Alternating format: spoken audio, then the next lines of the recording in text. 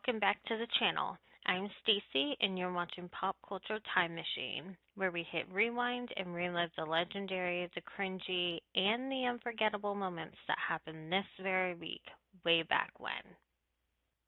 All right, let's kick it off with Bill Haley in his comments with Rock Around the Clock on April 12, 1954, and is one of the clearest before and after moments in pop culture history. When this song hit number one on the Billboard charts in 1955, it didn't just become a hit, it announced the arrival of rock and roll as a cultural force. Before Rock Around the Clock, rock and roll existed mostly on R&B charts, regional radio, African American music scenes. This record crossed over to Caucasian middle-class teenagers. It became a national phenomenon, and it was played in homes, diners, and schools. The pop culture shift was that rock and roll became unavoidable. The song's use in the film Blackboard Jungle in 1955 caused teens dancing in aisles, reports of theater damage, and moral outrage from adults. The pop culture shift was that music became a generational battleground. Teenagers were now a cultural force, not just an age group. After its success, record labels rushed to sign rock and roll acts. Radio formats changed. DJs gained power. The idea of the teen market exploded. The pop culture shift was that youth became the center of popular music economics. Musically, the song drew heavily from African American rhythm and blues, jump blues traditions.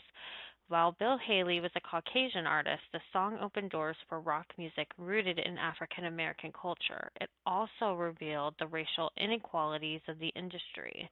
The pop culture shift was African American musical innovation entered mainstream culture, even as credit and profits were unevenly distributed. The lyrics are simple, but the energy was the message: fast tempo, backbeat emphasis, dance driven momentum. The pop culture shift was that rock and roll became associated with freedom, movement, and defiance, not lyrical complexity. Rock Around the Clock spread internationally and influenced British teens, future Beatles, Rolling Stones, etc. Helped turn American pop into a global export, set the blueprint for how pop music could reshape fashion, slang, and attitudes.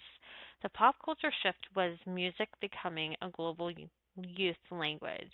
Rock Around the Clock meant the birth of rock and roll as mass culture. Teenagers gained cultural power, music became loud, physical, and disruptive, and pop culture began to move faster and younger. Let's not forget those iconic movies like Flashdance that was released on April 15th, 1983. It didn't just become a hit movie, it reprogrammed pop culture's relationship to music, fashion, and aspiration.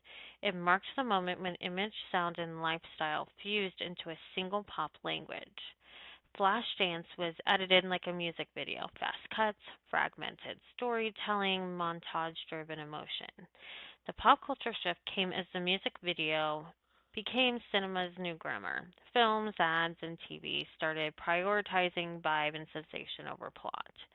The film popularized off the shoulder sweatshirts, leg warmers, layered street meets studio looks. The pop culture shift came as style became storytelling. Fashion stopped being background, it became a way to express ambition, independence, and identity. Songs like Flashdance, What a Feeling, Maniac did more than support the movie. They were the movie. The pop culture shift came as soundtracks became lifestyle statements, leading to films like Top Gun, Dirty Dancing, and modern pop driven cinema. Alex Foley was a welder by day, a dancer by night, working class, female, self driven. The pop culture shift came as ambition became personal and emotional, not just economic. The dream was about self expression, not status. The film helped ignite dance studios' popularity, fitness as performance culture, street dance entering pop visibility. The pop culture shift came as movement became identity. Dance became a way young people expressed freedom, desire, and individuality. Flashdance presented a female protagonist defined by drive, not romance, desire without apology, and success earned through discipline. The pop culture shift came as female ambition became glamorous, influencing 1980s pop stars, aerobics culture, and career driven narratives. The film combined grit plus gloss, labor plus fantasy, street realism plus dream sequences. The pop culture shift came as pop culture became about becoming, not belonging. Reinvention became the central fantasy of the 1980s.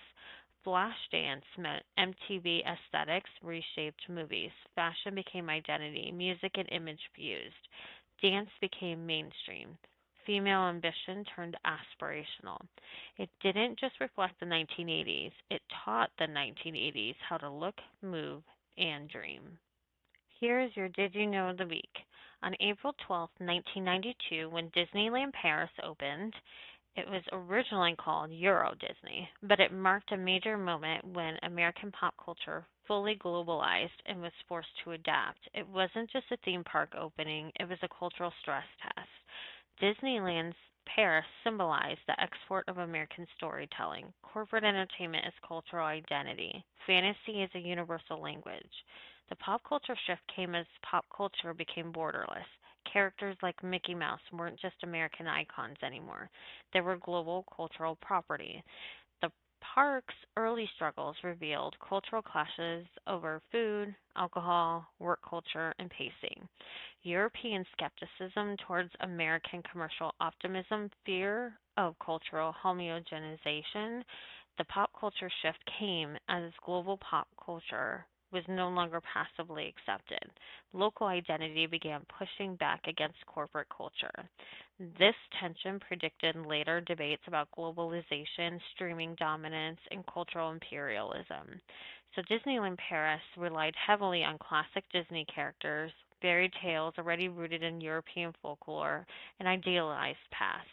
The pop culture shift came as nostalgia became a universal emotional product. Disney proved it could repackage shared myths for modern mass consumption. Disneyland Paris wasn't just rides, it was immersive, world building, branded storytelling, architecture as narrative. The pop culture shift came as experience replaced object. This helped usher in the experience economy, influencing festivals, immersive art, fandom conventions, and branded spaces. The park presented a shared vision of innocence, wonder, family togetherness.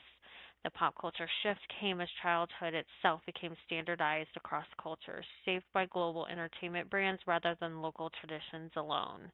So Disneyland Paris showed that corporations could shape myths, curate memory, control emotional landscapes. The pop culture shift came as brands became storytellers, not just sellers, a model now used by tech companies, fashion houses, and media franchises.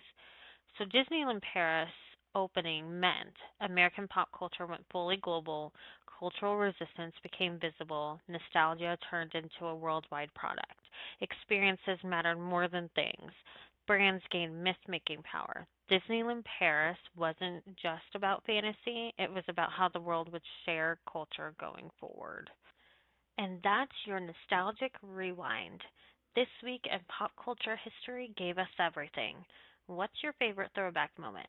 Let me know in the comments below. Don't forget to hit that like button, subscribe, and ring the bell so you never miss a ride in the pop culture time machine. Until next week, stay nostalgic, stay fabulous.